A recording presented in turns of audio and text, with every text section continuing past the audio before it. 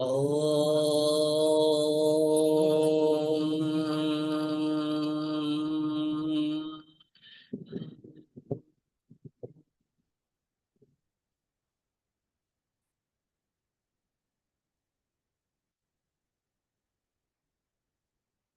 ఓం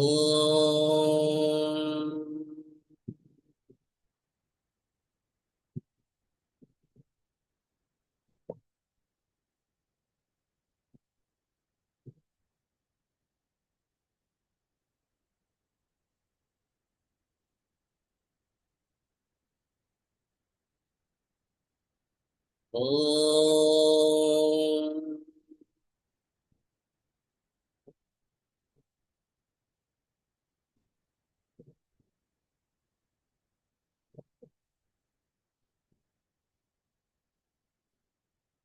మూర్తిత్వే పరికల్పిత శశభృతో పద్మా పునర్జన్మనా ఆత్మేత్యాత్మవిదాం క్రతుస్థ యజతాం వర్తమరజ్యోతిషాం లోకానాం ప్రళయోద్భవస్థితి విభుశ్చనీకదాయ శ్రుతౌ వాచం న సదదాత్మనీకకిరణ త్రైలోక్యదీపో రవిః ఓం ఐం హ్రీం క్లీం సరస్వతీ భగవత్యై నమః.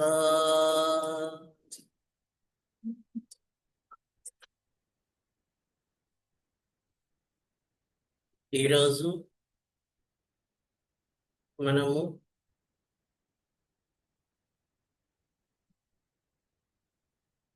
గ్రహము తలక స్వక్షేత్రములు,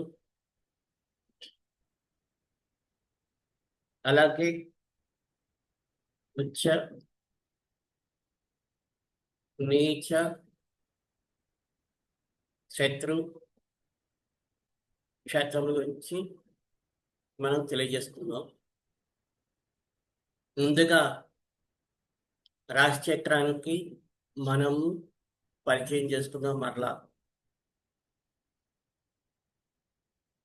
ఒక బిందువు కానీ పెట్టినట్లయితే ఆ బిందువుకి 360 డిగ్రీలు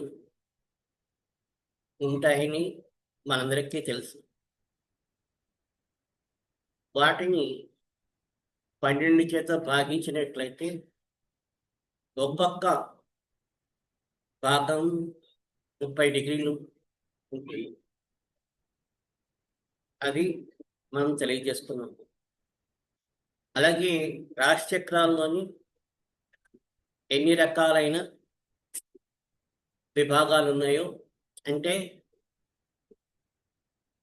ఏ ఏ ప్రదేశాల్లోని ఎవరెవరు ఎలాగా ఈ రాశి చక్రాన్ని విభజించుకుంటున్నారు, దాన్ని కూడా తెలియజేస్తున్నాం. ప్రస్తుతం మనందరము ఇప్పుడు మనం ఏదైతే మీ అందరికీ కనబడుతున్న రాశిచక్రం ఏదైతే ఉంటుందో ఆ విధంగా మనము ఊహించుకొని ఒక చతురస్రాకారంలోని ఉన్న ఒక రాశిచక్రాన్ని ఊహించుకునేట్లయితే మేషము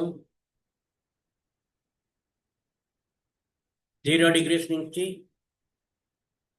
30 డిగ్రీస్ వరకు ఒక మేషరాశి. అలాగే 31వ భాగం నుంచి 60వ భాగం వరకు వృషభ రాశి. 61వ భాగం నుంచి 90 భాగం వరకు మిథున రాశి. 91వ భాగం నుంచి 120వ భాగం వరకు కర్కాటక రాశి. 121వ భాగం నుంచి 150 భాగం వరకు సింహరాశి, 151వ భాగం నుంచి 180 భాగం వరకు కన్యారాశి, 181వ భాగం నుంచి 210 భాగం వరకు తులారాశి, 211 భాగం నుంచి 240 భాగం వరకు వృశ్చిక రాశి.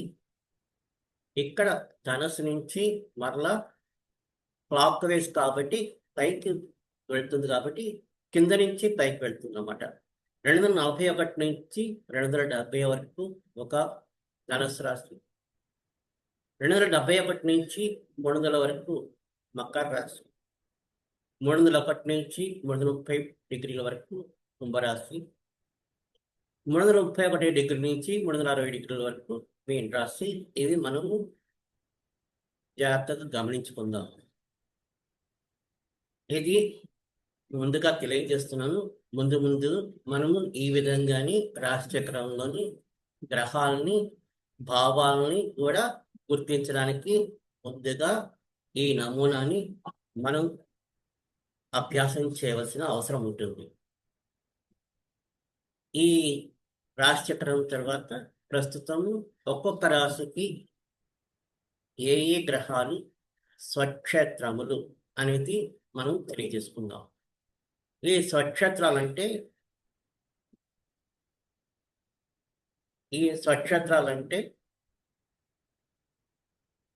మేషరాశికి కుజుడు స్వక్షేత్రము. ఇవి వృషభ దశను ఇచ్చిన మనకి పాఠములు గురించి ఆ విధంగానే మనం తీసుకుందాం. మేషరాశికి అంటే మనం ఇంతకు పరిచయం చేసుకున్న మేషరాశి ఏదైతే ఉండదో ఆ మేషరాశికి కుజగ్రహం తలుగా గుర్తు మనందరికీ పరిచయం అయిందనుకుంటున్నాను. ఆ విధంగా కుజగ్రహం యారిస్కి. నెక్స్ట్ వృషభ రాశికి అంటే తారస్కి శుభ్రగ్రహము వీనస్. ఇది స్వక్షేత్రం.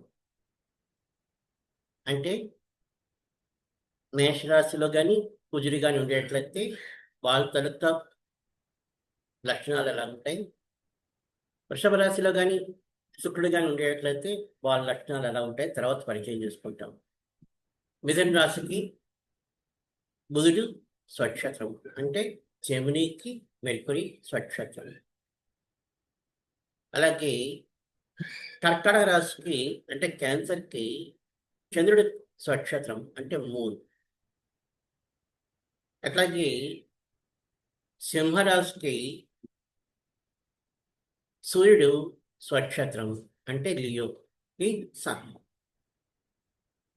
మెర్క్యూరీకి కన్యారాశికి బుధుడు స్వక్షేత్రం అంటే వర్గోకి మెర్క్యూరీ స్వక్షేత్రం. తులారాశికి శుక్రుడు స్వక్షేత్రము అంటే లిబ్రాకి వీనస్ స్వక్షేత్రం. మరలా వృశ్చిక రాశికి కుజుడు స్వక్షేత్రం. ఇది స్కార్పియోకి మార్స్ స్వక్షేత్రం అంటే ఓన్ హౌస్. నెక్స్ట్ అక్కడ ప్లూటో అని ఉంది, అది తర్వాత తెలియజేస్తాను. అంటే వృశ్చిక రాశికి మనం 3 గ్రహాల గురించి తెలియజేస్తున్నాము. అది వరుణ గ్రహము, ఇంద్రగ్రహము, యమగ్రహము అని. ఈ 3 ఇది వృశ్చిక రాశికి కుజుడితో పాటు యముడు కూడా మనకి ఒక స్వక్షేత్రంగా నవీన జ్యోతిష శాస్త్రజ్ఞులు దాన్ని గమనించి దాని అనుభవంలోకి తీసుకుని వచ్చి మనకి తెలియజేస్తున్నారు. అందురించి యముడు కూడా స్వక్షేత్రమే వృశ్చిక రాశికి అంటే స్కార్పియోకి ప్లూటో. వృశ్చికానికి ధనస్సుకి గురుడు స్వక్షేత్రం అంటే సాజిటేరియస్కి జూపిటర్ స్వక్షేత్రం. మకర రాశికి శని స్వక్షేత్రం అంటే క్యాప్రికార్న్కి సాటర్న్ ఓన్ హౌస్. తర్వాత కుంభరాశికి మరలా సాటర్న్ స్వక్షేత్రము, అలాగే వరుణగ్రహం కూడా స్వక్షేత్రమే. అంటే ప్రస్తుతము శనీశ్వరుడి ప్రభావం కన్నా కుంభరాశికి వరుణుడు కనుక ప్రభావం ఉంది. అంటే అక్వేరియస్కి సాటర్న్ ప్రభావం కన్నా యురేనస్ కనుక ప్రభావము ఎక్కువగా ఉందని చెప్పి ఈ మధ్య కాలంలోని మనందరికీ అనుభవ సూచికమే. అంటే చాలా వరకు అత్యంత వేగంగా భూప్రపంచం మీద అనేక పరిణామాలు సంభవిస్తున్నాయి. ఈ పరిణామాలన్నిటికీ ఈ కుంభరాశి, ఈ వరుణగ్రహం తాలూకా ప్రభావమే. అలాగే మీనరాశికి జూపిటరు స్వక్షేత్రము, అతనితో పాటు ఇంద్రుడు కూడా స్వక్షేత్రమే. ఎందుకంటే ప్రస్తుతం ఇతని తాలూకా ప్రభావం మనందరి మీదను, ఈ భూమి మీద, భూమండలం మీద కూడా ఎక్కువగా ఉంది. అంటే పీసెస్కి జూపిటర్ ఓన్ హౌస్, అలాగే నెప్ట్యూన్ కూడా ఓన్ హౌస్. ఇది ఈ రాశుల తాలూకా ప్రభావం. ఇక్కడ చూడవలసింది ఏంటంటే చంద్రుడికి సూర్యుడికి ఒక్కొక్క రాశి ఉన్నాయి. మిగిలిన వాటికి అన్నిటికీ రెండేసి రాసులు స్వక్షేత్రాలు ఉన్నాయి. చంద్రుడికి కర్కాటక రాశి స్వక్షేత్రము, సూర్యుడికి సింహరాశి స్వక్షేత్రము. ఈ స్వక్షేత్రాలు ఈ సూర్యచంద్రుల తాలూకా విభాగంలోని కొన్ని గురుడు, కుజుడు, శుక్రుడు, బుధుడు, అలాగే శని గ్రహాలు, ఇందులోనే చంద్రుడివి కొన్ని, సూర్యుడివి కొన్ని ఉన్నాయన్నమాట. అవి తర్వాత విభాగం చెప్పుకుందాం. అంటే 5 గ్రహాలు, అంటే సూర్యచంద్రుడు తప్పించి 5 గ్రహాలు, ఇవి కనుక పాజిటివ్, నెగిటివ్ అంటారు. వాటి కనుక విభాగం మనకి ఇప్పుడు తెలియజేస్తాం అనమాట. నెక్స్ట్ శత్రుక్షేత్రములు అని చెప్పి, అంటే ఎనిమీ హౌసెస్, వాటిని ఓన్ హౌసెస్ అనము. శత్రుక్షేత్రాలు ఎనిమీ హౌసెస్ ఉంటాం. ఈ ఎనిమీ హౌసెస్ అంటే ఏంటో అంటే మేషం నుంచి 7వ విభాగం, అంటే మేషము, వృషభము, మిథునము, కర్కాటకము, సింహము, కన్య, తుల, అంటే 7వ. మేషం నుంచి లెక్క పెట్టినట్లయితే తుల 7వ భాగం అవుతుంది. అంటే మేషానికి కుజుడు స్వక్షేత్రం అయినట్లయితే తుల కుజుడికి శత్రుక్షేత్రము, అంటే ఎనిమిది హౌస్. అంటే మేషానికి మార్స్ ఓన్ హౌస్ అయినట్లయితే లిబ్రాలోని అదే మార్స్ శత్రుక్షేత్రం అవుతాడు. అట్లాగే వృషభరాశికి కుజుడు ప్లస్ యముడు శత్రుక్షేత్రాలు అయితే, అలాగే దాని నుంచి 7వ రాశి, అంటే అది ఓన్ హౌస్ కదా, తారస్కి ఓన్ హౌస్ కదా. ఈ ఓన్ హౌస్ నుంచి 7వ రాశి ఏమవుతుంది అంటే వృషభం నుంచి 7వ రాశి వృషభము, మిథునము, కర్కాటకము, సింహము, కన్య, తుల, వృశ్చికము 7వ రాశి. ఈ 7వ రాశి మళ్ళీ శుక్రుడికి శత్రుక్షేత్రం అవుతుంది. అంటే ఏ రాశిలో అయితే స్వక్షేత్రాలు ఉన్నాయో ఆ రాశికి 7వ రాశి, అంటే మేషం నుంచి తుల 7వ రాశి, వృషభం నుంచి 7వ రాశి వృశ్చికము, అలాగే మిథునానికి 7వ రాశి ధనుసు రాశి. మిథునంలో అంటే గురుడెమును శత్రుక్షేత్రము, అంటే ధనుసు రాశులకు అధిపతి శత్రుక్షేత్రంగా అక్కడ పరిగణించబడతాడు. అంటే అలాగే మిథున రాశి యొక్క 7వ భాగం, అంటే మిథునము, కర్కాటకము, సింహము, కన్య, తుల, వృశ్చికము, ధనస్సు 7వ రాశి. అంటే అది బుధుడికి శత్రుక్షేత్రం అవుతుంది. ఇట్లాగా కర్కాటకానికి చంద్రుడు స్వక్షేత్రం అయ్యాడు. కానీ కర్కాటకం నుంచి 7వ రాశి మకర రాశి అయింది. ఆ మకర రాశి యొక్క శని ఎవరైతే అధిదేవత ఉన్నాడో ఆ అధిదేవత కర్కాటక రాశి శత్రుక్షేత్రం అవుతుంది. తర్వాత సింహరాశికి నుంచి సింహరాశి తాలూకా స్వక్షేత్రం సూర్యుడు, అది గ్రహము. అయితే సింహరాశిలో ఉన్న సూర్యుడేమో కుంభరాశిలోకి, అంటే సింహం నుంచి 7వ రాశి కుంభరాశి కాబట్టి అక్కడేమో శని సూర్యుడు శత్రుక్షేత్రం అయ్యాడు. అలాగే సింహరాశిలోనేమో శని శత్రుక్షేత్రం అయింది. అలాగే వరుణ గ్రహం కూడా శత్రుక్షేత్రం అయింది. అలాగే మీన రాశిలోని గురుడు శత్రుక్షేత్రం, అలాగే ఇంద్రుడు కూడా శత్రుక్షేత్రం తలక అధిపతి అనమాట. అంటే స్వక్షేత్రాల నుంచి ఏ స్వక్షేత్రాల నుంచి మనం చూస్తున్నామో వాటి తలకు 7వ రాశిలో ఉన్న అధిపతులందరూ ఉల్టాగా అంటే వ్యతిరేకంగా తీసుకునేటట్లయితే వాళ్ళందరూ అక్కడక్కడ శత్రుక్షేత్రాల కింద పరిగణించబడతారు. అందరికీ చూసుకున్నట్లయితే తులారాశి నుంచి మనకి తులారాశిలోని శుక్రుడు స్వక్షేత్రం. కానీ తులారాశి నుంచి 7వ రాశి మనకి మేషరాశి కాబట్టి మేషరాశులకు అధిపతి ఎవరైతే ఉన్నారో కుజుడు అక్కడ శత్రుక్షేత్రం అయిపోయాడు. అలాగే వృశ్చిక రాశికి అధిపతి కుజుడు. కానీ వృషభ రాశులకు, అంటే వృశ్చిక రాశి నుంచి 7వ రాశి వృషభ రాశి అయింది కాబట్టి అక్కడున్న అధిపతి ఇక్కడ ఈ రాశిలోని నీచుడైపోయాడు, అంటే శత్రు అయిపోయాడు. అట్లాగే మిథున రాశిలో ఉన్న బుధుడు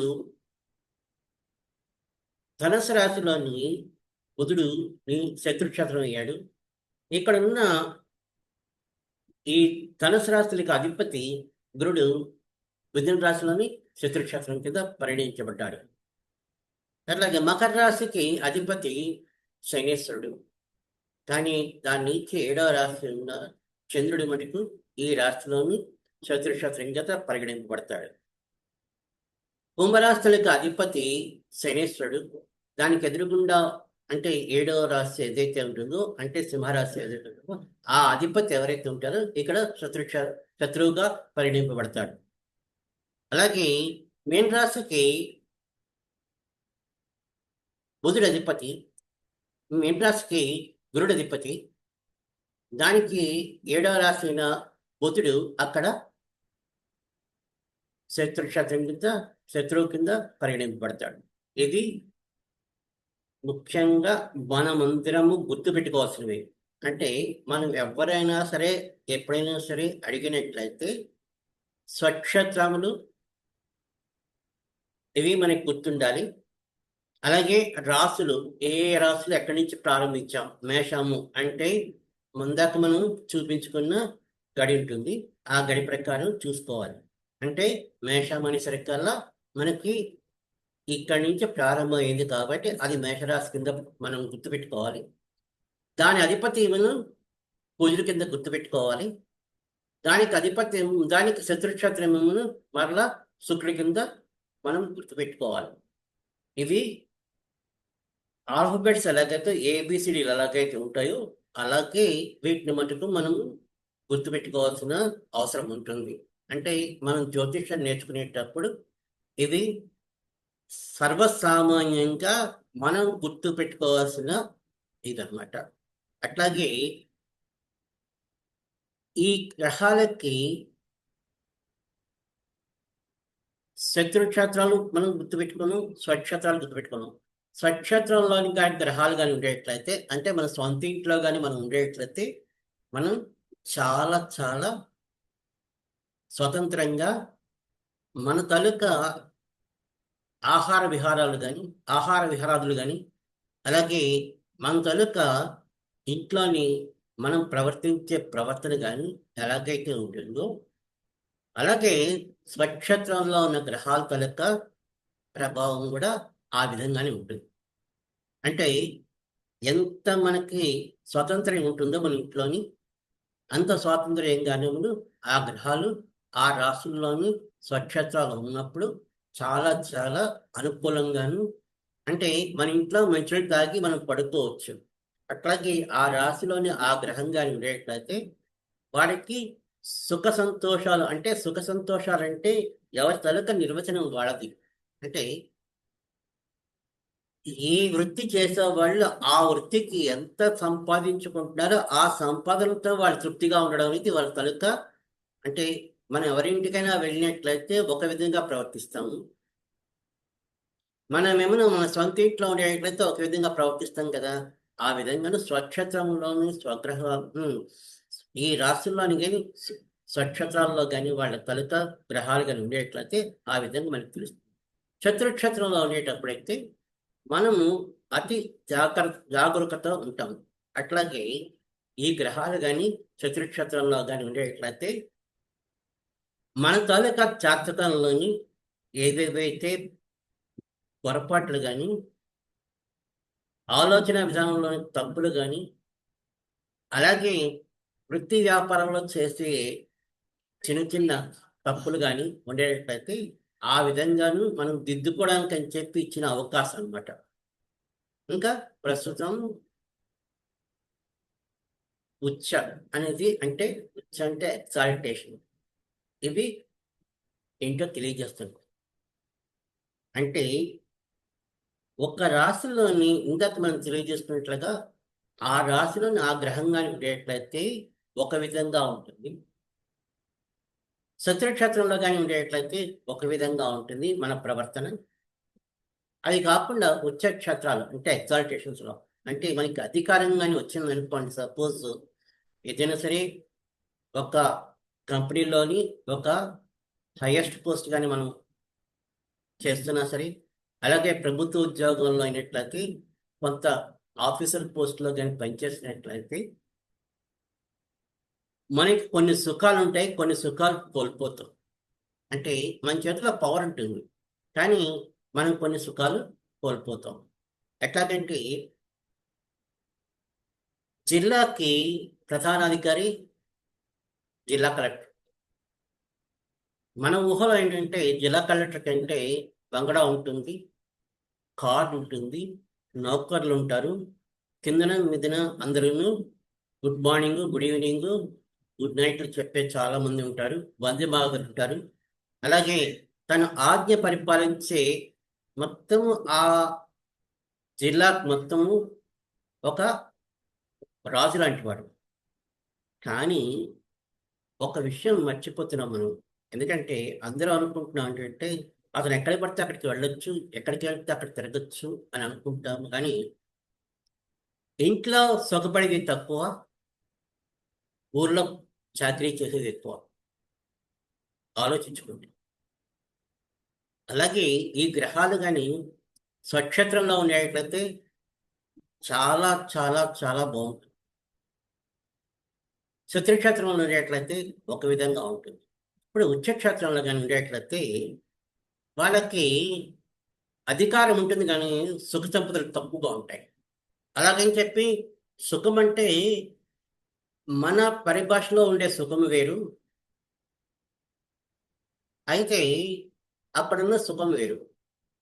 అంటే పని ఒత్తిడి బాగా ఎక్కువుంటుంది. ఆ విధంగా ఉంటుందన్నమాట. ఇప్పుడు మేషరాశికి సూర్యుడు ఉచ్చ అంటే ఎగ్జాల్టెడ్. అంటే యారీస్‌కి సన్ ఉచ్చ. అది 10 డిగ్రీల వరకు. ఆ తర్వాత చెప్తాను. ముందు నోట్ చేసుకోండి 10 డిగ్రీల వరకు. అలాగే వృషభ రాశికి చంద్రుడు ఉచ్చ 3 డిగ్రీల వరకు. అట్లాగే కర్కాటక రాశికి 5 డిగ్రీల వరకు, గురుడు ఉచ్చ. ఆ తర్వాత డిగ్రీల్లోని గురుడు ఉన్నా సరే మామూలుగా చంద్రబాణం దాని ప్రకారంగాని చెప్పినట్లయితే ఆ రాశి మొత్తానికి గురుడు ఉన్నట్లయితే ఉచ్చలో ఉన్నట్లుగా చెప్తాను. కానీ ఒక ఉదాహరణ నేను చెప్తాను. ఆ ఉదాహరణ మటుకు ఎప్పుడు మనం గుర్తుపెట్టుకోవాలి. ఒక రైలు రైల్వే స్టేషన్లో ప్రవేశిస్తున్నప్పుడు ఉండే ఒక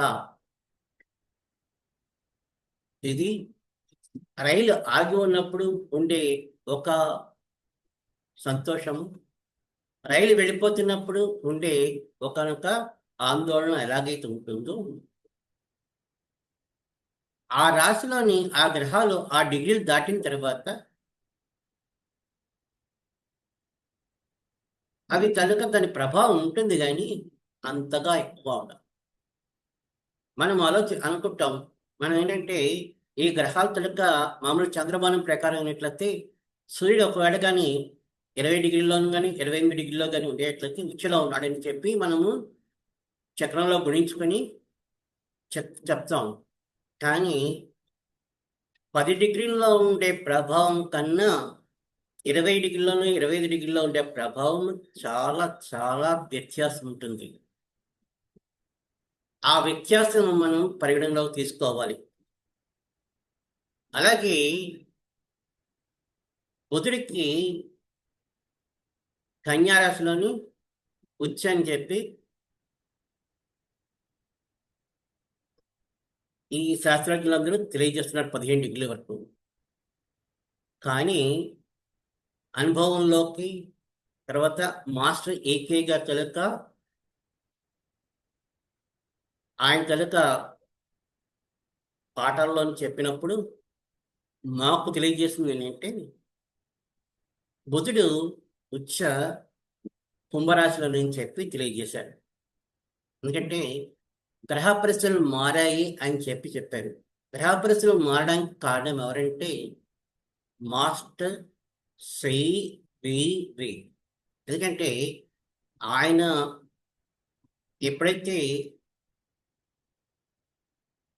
1910లో నుంచి ఆయన భూప్రపంచం మీద ఆయన తలుక వెలుగుని ప్రారంభించారు. అప్పటి నుంచి ఈ మార్పులన్నీ ఈ గ్రహాలకి వచ్చాయని చెప్పి మాకు తెలియజేశారు. అవి అందరికీ మా అందరికీ అనుభవ సూచికవి. అంటే కాలజ్ఞానంలోని చెప్పిన ప్రకారం ఈ గ్రహాల తలక గణితాలు తప్పుతాయ్యా అని చెప్పి ఆయన ఎప్పుడో చెప్పాడు. అవి మనం గుర్తించట్లేదు. ఎందుకంటే మనందరం ఏం చేస్తున్నామంటే ఈ పూర్వం ఏదైతే మనందరము నేర్చుకుంటున్నామో ఆ పద్ధతుల్లోనే ఆ విధంగానే చూస్తున్నాము. కానీ మనం అందరం కూడా చాలా గమనించుకోవాల్సింది ఏంటంటే పూర్వం మన తాలూకా పూర్వీకులందరూ ఒక వంట చేయాలంటే కింద కూర్చొని పొయ్యి వెలిగించుకొని కర్రలతో పొయ్యి వెలిగించుకొని ఒక నిప్పు తీసుకురావాలనుకుంటే ఎక్కడి నుంచో ఒక నిప్పు కణికను తీసుకొచ్చి దాన్ని దాచుకొని మరలా దాన్ని రగుల్చుకుంటూ ఆ విధంగా మనం పూర్వం వంటలు వండేవాళ్ళు. అవి ఎంతవరకు గుర్తున్నాయో అందరికీ ఎవరికి వాళ్ళు ఆలోచించుకోవాల్సింది. ఆ తర్వాత కాలంలో ఏంటంటే కిరసనాయిల్ స్టవ్లు, ఆ తర్వాత కిరోసిన్తో ఉండే గ్యాస్ పెట్టే స్టవ్లు, ఆ తర్వాత మనకి ప్రస్తుతం ఈ హెచ్పి గ్యాస్ అని చెప్పి భారత్ గ్యాస్ అని చెప్పి ఈ గ్యాస్ స్టవ్లు వచ్చాయి. అలాగే మనం పూర్వం వంట పాత్రలు కూడా రాతి చిప్పలు ఉండేవి, అంటే కుండలతో తయారు చేస్తా వండుకునేవారు. ఆ తర్వాత సిల్వర్ గిన్నెలతో వండుకునేవారు. ఆ తర్వాత ఇత్తడి గిన్నెలతో వండుకునేవారు. ఇప్పుడు అల్యూమినియం గిన్నెలు, ఆ తర్వాత ఓవెన్స్ కూడా వచ్చాయి. అంటే మార్పు జరిగిందా లేదా? దానికి మనం అనుగుణంగా ఉన్నామా లేదా? అన్నిట్లో అనుగుణంగా ఉన్నప్పుడు ఈ గ్రహాల్లో అనుగుణంగా ఎందుకు ఉండట్లేదో మనందరికీ మనం ఆలోచించుకోవాల్సిన అవసరం ఉంది. అంటే గ్రహాల తాలూకా పరిస్థితులు, గ్రహాల తాలూకా ప్రభావము ఆ రాశిలో లేవు అని చెప్పి మనం ఎంత తెలియజేసుకున్నా సరే, పూర్వకాలంలోనే మేము ఇలాగా మా తాతలు చెప్పారు, మా తాలూకా పుస్తకాల్లో ఉన్నాయి అని అనుకుంటే అది వాళ్ళకి విద్యుత్తుగా వదిలేస్తున్నాము. ప్రస్తుతం ఏంటంటే ఈ నవీన శాస్త్రం జ్యోతిష్ శాస్త్రం ప్రకారం ప్రస్తుతము బుధుడు కుంభరాశికి ఉచ్చులో ఉన్నాడు. అలాగే తులారాశికి 20 డిగ్రీల వరకు శని ఉచ్చులో ఉంటాడు. ఆ తర్వాత మకర రాశిలోని కుజుడు 25 డిగ్రీల వరకు ఉచ్చులో ఉంటాడు. అలాగే శుక్రుడు మీన రాశిలోని 28 డిగ్రీల్లోని ఉచ్చులో ఉంటాడు. ఇది ఉచ్చ క్షేత్రములు అంటే ఎగ్జాల్టేషన్స్. అంటే ఐరిస్కి సన్, టారస్కి మూన్, క్యాన్సర్కి జూపిటర్, అలాగే లిబ్రాకి సాటర్న్, క్యాప్రికాన్కి మార్స్, అక్వేరియస్కి మెర్క్యూరీ, పీసెస్కి వీనస్. ఇది ఉచ్చక్షేత్రములు.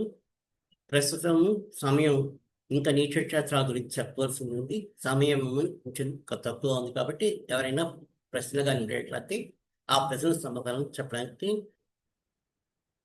మన సమయం ఉపయోగించుకుందాం.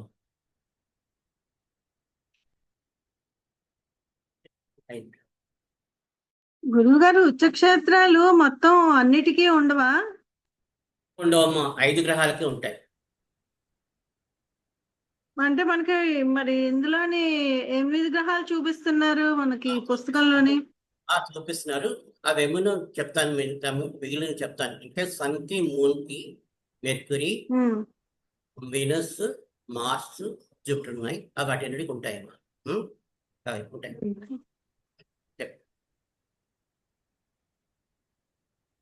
ఈ ఉచ్చక్షేత్రంలోనే కన్యకి బుధుడు ఉంది కదా ఉచ్చక్షేత్రం. అవునమ్మా. అది ఎన్ని డిగ్రీల దాకా ఉంటుందండి? 15 డిగ్రీల వరకు. ఎంతండి? 15 15. ఓకే. తులాకి శని దానికి 20 డిగ్రీస్ అమ్మా. 20 డిగ్రీలు. 20. వృశ్చికానికి వృశ్చికానికి చెప్పలేదు కదా మీరు ఉచ్చ క్షేత్రం? వచ్చే క్షేత్రం లేదమ్మా. సరే, డిగ్రీస్ తర్వాత చెప్తాలేమ్మా. ముందు నోట్ చేసుకోండి. డిగ్రీస్ తర్వాత అంటే నెక్స్ట్ క్లాస్ లో తెలియజేస్తాను ఏమా. సరే సరే.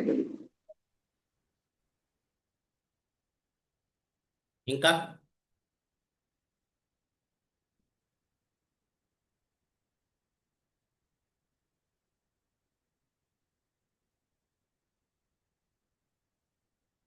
ఇంతవరకు మనం తెలియజేసుకున్నాం ఏంటంటే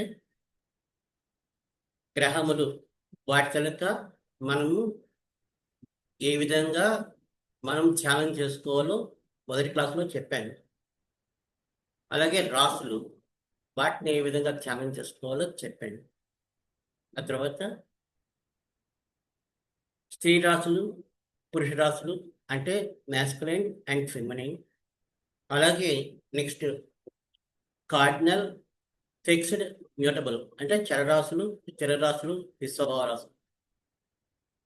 అట్లాగే ఫైరీ, ఎర్ది, ఎయిరీ, వాటరీ అంటే అగ్నితత్వ రాశులు, భూతత్వ రాశులు, వాయుతత్వ రాశులు, జలతత్వ రాశులు కూడా చెప్పాను. అదైతే అలాగే నెక్స్ట్ క్లాస్లో ఏంటంటే రాశులు, సంచార స్థలములు, రాశులు, లక్షణముల గురించి కూడా తెలియజేశాను. నెక్స్ట్ ఏం తెలియజేశారంటే మనము ఎన్ని రకాలైన జాతక చక్రాలు మనకి అనుభవంలోకి వస్తున్నాయో అంటే సవ్య చక్రము, అపసవ్య చక్రము, అలాగే ఉత్తర భారతంలో చేసే చక్రాలు, దేశ చక్రాలు, అలాగే విదేశీ సమయంలో దీంట్లో విదేశీయులు ఏ విధంగా చక్రం వేసుకుంటారో అది కాకుండా మనం ఏ విధంగా ఈ చక్రాలు వేసుకుంటామో అది కూడా పరిచయం చేశాను. ఈ రోజు క్లాస్లోని మనకి స్వక్షేత్రములు, శత్రుక్షేత్రములు, అలాగే ఉచ్చక్షేత్రం గురించి తెలియజేస్తాను. వచ్చే క్లాస్లో నీచక్షేత్రం గురించి తెలియజేస్తాను. స్వస్తి.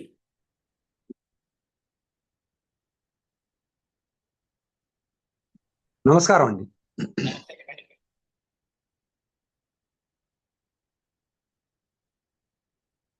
చెప్పండి సార్.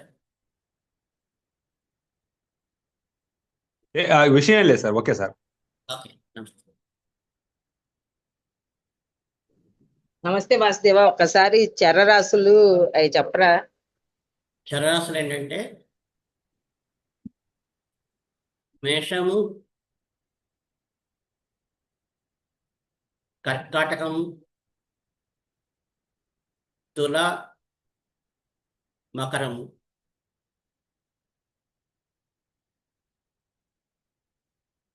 స్థిర రాశులు వృషభము,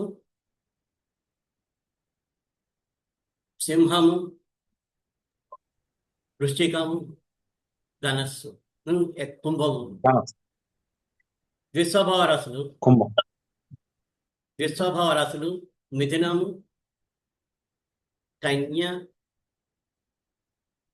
ధనస్సు, మీనము.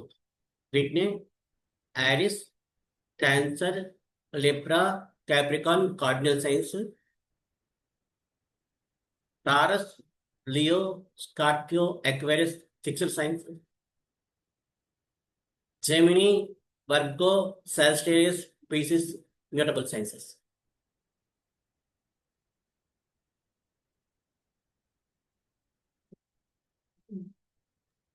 థ్యాంక్ యూ నమస్కారం మాస్టర్ అండి. నమస్తే, చెప్పండి. మాస్టర్ అండి, ఇప్పుడు మీరు కొన్ని డిగ్రీస్ పెరిగితే అవి ఫాస్ట్ గా మూవ్ అయిపోతాయి అంటున్నారు. అంటే దాని వల్ల వాటి ప్రభావం తగ్గిపోయి అవి నెగిటివ్ గా వెళ్తాయి అంటారా? నెగిటివ్ కాదు, దాని కనుక ప్రభావము. అంటే ఇప్పుడు మన ఇంట్లో స్వీట్ వడ్డిస్తున్నారు అనుకోమ్మా, అంత స్వీట్ అయిపోయిన తర్వాత ఆఖరిలోకి వచ్చావు అనుకోమ్మా, ఆ స్వీట్ కనుక ఎంత